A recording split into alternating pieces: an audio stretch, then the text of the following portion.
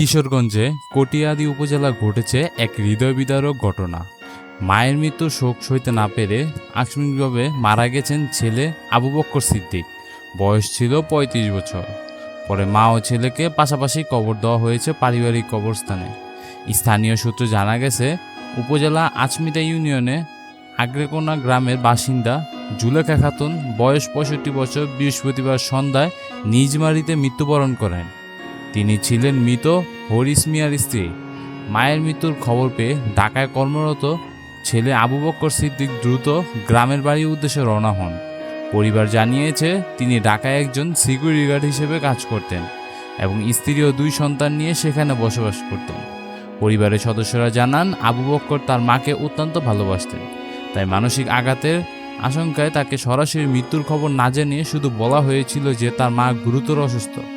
শুধু বাড়িতেই দ্রুত আসার জন্য অনুরোধ করা হয়, কিন্তু বিকেলে বাড়িতে পৌঁছে মায়ের নিথর দেহ দেখেই তিনি ভেঙে পড়েন। প্রত্যক্ষদর্শীর বাসা অনুযায়ী তিনি মাটিতে লুটিয়ে পড়েন এবং জ্ঞান হারান। পরে স্বজনরা তাকে দ্রুত কটিয়াদি উপজেলা স্বাস্থ্য কমপ্লেক্সে নিয়ে যান। হাসপাতালে নেওয়ার পর কর্মরত চিকিৎসকরা তাকে মৃত ঘোষণা করেন। উপজেলা স্বাস্থ্য কমপ্লেক্স জরুরি বিভাগের চিকিৎসক ডক্টর মিঠুন রানা জানান যে হাসপাতালে আনার আগেই তার মৃত্যু হয়ে থাকতে পারে। পরে ইসিজি পরীক্ষার মাধ্যমে মৃত্যুর বিষয়টি নিশ্চিত করা হয়েছে। আবু বকরের স্ত্রী শরীফা আক্তার বলেন, তার স্বামী মাকে অত্যন্ত ভালোবাসতেন। মায়ের মৃত্যু তিনি সহ্য না করতে পারবেন না, এই আশঙ্কায় পরিবারে তাকে সরাসরি মৃত্যুর খবর জানায়নি। কিন্তু বাড়িতে এসে মায়ের লাশ দেখার পর তিনি অচেতন হয়ে পড়েন।